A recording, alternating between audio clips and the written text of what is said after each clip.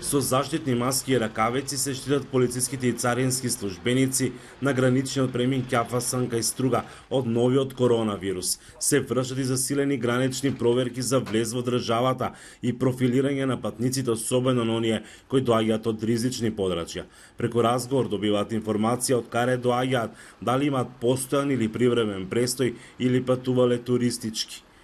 Доколку се добија информација дека тие имале контакт со лица кои биле заболени или истите се пожалат дека имаат повишена температура или здравствен проблем, го тргаат лицето на втора линија на контрола и се полицискиот службеник остварува контакт со подрачната Центар за јавно здравје, каде се добиваат насока за понатамошно постапување.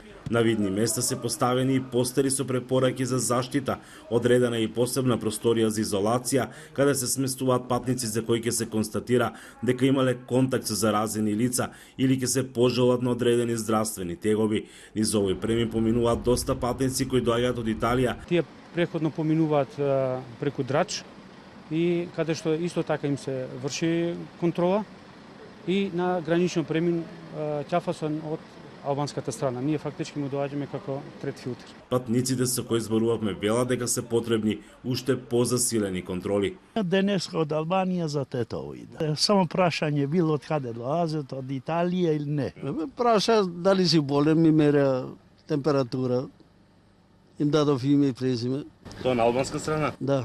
Треба и на македонска страна да има лекари, тоа што веќе ова, чим од таа страна има, треба и наша страна да води евиденција малце.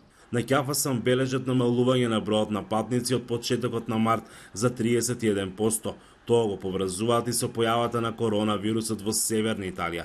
Од Ќафасан, кој е најфреквентен граничен премин со Албанија, во овој период од годината дневно поминуваат помеѓу 2500 и 2900 патници. По меѓувреме, владата го задолжи МВР да ги зајакне контролите на граничните премини при излез од државата, особено контролата на автобускиот превоз и дестинацијата. Од Струга за Гласот на Америка, Мики Трајковски.